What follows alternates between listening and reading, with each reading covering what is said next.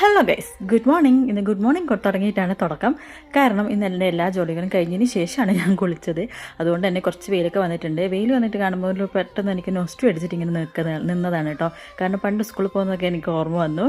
അങ്ങനെ അത് നോക്കി നിന്നതാണ് കേട്ടോ. പിന്നെ വേഗം വിളക്ക് വെക്കാൻ നോക്കി.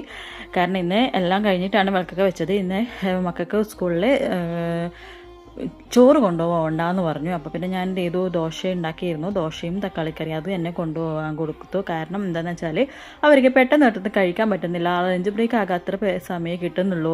അതിനുശേഷം പിന്നെ കളിക്കാനും ഓടണമല്ലോ. അതുകൊണ്ടാണ് ഇച്ചുവിന് മെയിനായിട്ട് അതാണ്. അപ്പോൾ പിന്നെ ഇവർ ദോശയും തക്കാളിക്കറി എന്നെ കൊണ്ടുപോയി. പിന്നെ ഇച്ചുവിന് തലയിൽ കുറച്ച് എണ്ണയൊക്കെ ആക്കി കൊടുക്കുകയാണ്. എണ്ണ തേക്കാതെയാണ് കുളിച്ചത്. അപ്പോൾ പിന്നെ ഞാൻ പറഞ്ഞു കുറച്ച് എണ്ണയാക്കി, അല്ലെങ്കിൽ വൈകുന്നേരം ആകുമ്പോഴത്തേക്കും മുടിയൊക്കെ എന്തോ പോലെ ഉണ്ടാവും എന്ന് പറഞ്ഞു. അങ്ങനെ അവരൊക്കെ പോയി കഴിഞ്ഞ ശേഷം ഞാൻ മെല്ലെ ഒന്ന് പതുക്കെ ചായയൊക്കെ കുടിച്ചിങ്ങനെ വെളിയിലിരിക്കുകയായിരുന്നു. അപ്പോൾ ഞാൻ പണ്ടത്തെ കാര്യങ്ങൾ സ്കൂളിൽ പോകുന്നതും വരുന്നതും കരഞ്ഞുകൊണ്ടാണ് ഞാൻ പണ്ട് സ്ഥിരം സ്കൂളിൽ പോയിരുന്നത്. അതൊക്കെ ഞാനിങ്ങനെ ആലോചിച്ചിരിക്കുകയായിരുന്നു. പിന്നെന്താ, ഇപ്രാവശ്യത്തെ മഴ ആർക്കൊരു അപകടവും സംഭവിക്കാതിരിക്കട്ടെ അല്ലേ.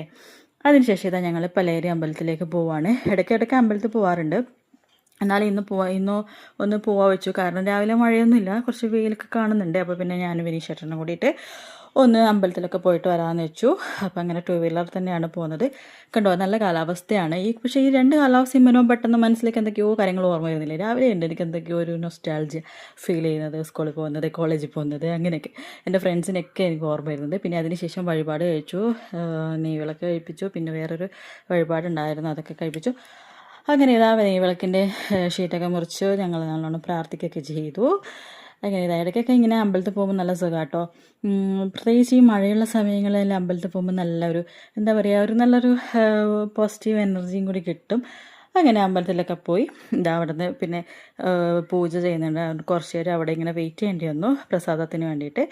അപ്പം കുറച്ച് നേരം അവിടെ ഇരിക്കുകയായിരുന്നു. പിന്നെ അങ്ങനെ ഇതാ പൂജാരി പുറത്തെത്തി പ്രസാദമൊക്കെ തന്നു. പിന്നെ അവിടെ ഗണപതി ഹോമം കഴിപ്പിച്ച എൻ്റെ പ്രസാദം ഉണ്ടായിരുന്നു, അത് വിനീഷേട്ടൻ എനിക്ക് കൊണ്ടു തന്നു.